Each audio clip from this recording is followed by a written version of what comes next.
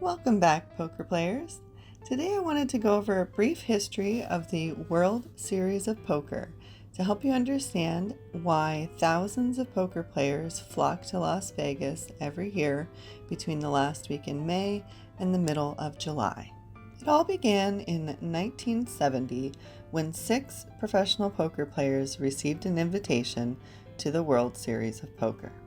That year, it had a $5,000 buy-in, and it was played more like a cash game. In the end, the players voted for the winner. Well, technically speaking, they each voted for who they thought was second best, because, of course, they each thought themselves to be the best. And when they voted for second best, Johnny Moss came out on top. Amarillo Slim claims to be the one who came up with the idea of having a freeze-out tournament where they play until one person has all the chips. And when the same 6 players who played in 1970 tried out this new freeze-out tournament format in 1971, Johnny Moss won again.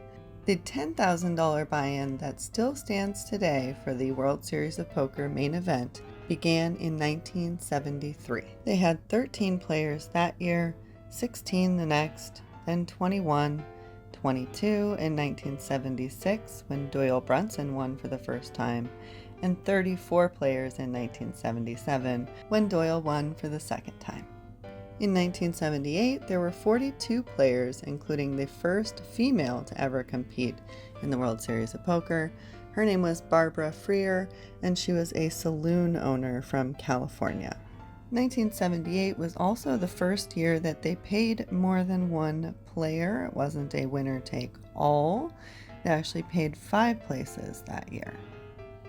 It wasn't until 1982 that they got over 100 players. It wasn't until after Johnny Chan had his back-to-back championships in 1987 and 98, and Phil Hellmuth took first place in 1989, that we finally broke 200 players. In 1991, there were 215 players, and first place prize increased to $1 million for the first time.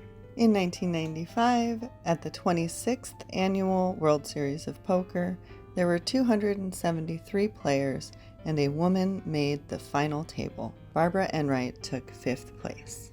To this day, she is the only woman who has ever made the final table at the World Series of Poker main event. After more than 10 years with a $1 million first place prize, they finally broke 500 entries in 2000, and first place became $1.5 million. 2000 was also the year that the author of Cowboys Full, where I learned a lot of this information, James McManus, finished in 5th place. Interest in poker took a giant leap forward in 2003 after Chris Moneymaker won his way into the main event with a $40 satellite ticket and went on to take first place. The following year, entries more than doubled. In 2005, the number of entries doubled yet again, and suddenly the top 9 players were getting over $1 million, less than 10 years after a 10-year streak of the first place winner only getting $1 million. The moneymaker effect, as this was dubbed, peaked in 2006 when the main event had 8,773 entries, and Jamie Gold won $12 million for first place. The top 12 players got over $1 million each.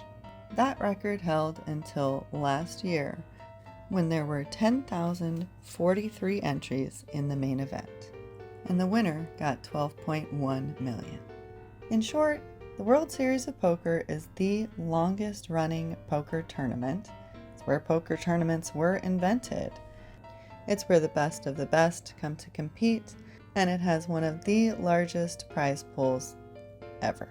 As of 2024, there are almost 100 poker tournaments included in the series, events with all different buy-ins, higher and lower than the $10,000 main event. And that's why thousands of poker players come to Vegas every year between the last week in May and the middle of July to compete. To learn more history, I highly recommend Cowboys Full by James McManus and all in the almost entirely true story of the World Series of Poker. Hope you enjoyed this brief overview. Thanks for watching, and have fun playing Texas Hold'em.